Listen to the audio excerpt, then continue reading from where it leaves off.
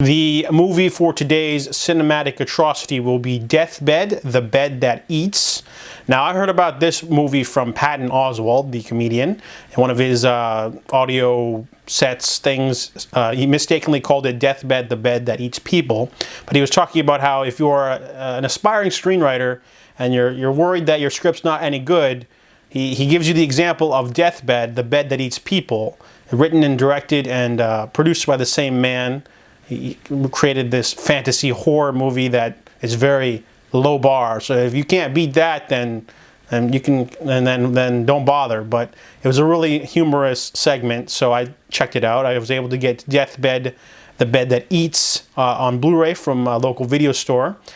This is about a demon that lives inside of a bed in this sort of castle-like place. It's a very nice bed, one of those ones with the 4 pillars and like the roof thing. I don't know what they're called.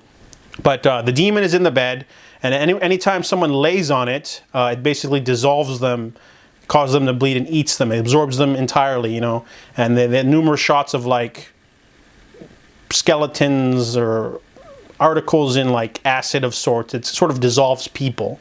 And our narrator is a man trapped in a painting in the room. He's one of the victims, but for some reason he's in the painting. He never got dissolved, I guess. So he basically recounts how long the bed has been active. It's been active back in the day. So the opening kill is a couple who run in there to eat some KFC and then have sex, and they get killed off screen. It's not a very good kill, but there's 2 amazing kills that are very humorous. There's a man reading a book, and the way that they filmed it, it's just sort of him like going like this, like, no. It's kind of like that. It's hilarious. It's amazing. And then there's another one that takes place around Prohibition time. There's these 2 gangsters dealing cards, and the one guy gets absorbed and he pulls out a gun and tries to shoot the bed. Great stuff. Those 2 kills were the most hilarious. There's a few others in there. There's an orgy and the bed feasts on them. There's also a woman who gets like half killed, and they show her dragging herself away because she's able to escape, but she drags herself for like 3 solid minutes to the stairs. It kept reminding me of that sketch from the Chappelle Show where,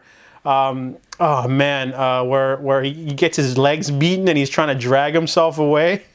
The Rick James sketch. I'm sorry, I just couldn't stop thinking about it. You just see a black woman screaming and really slowly, all covered in blood, trying to drag herself away, and then the bed like throws a blanket at her and drags her back to the bed to kill her.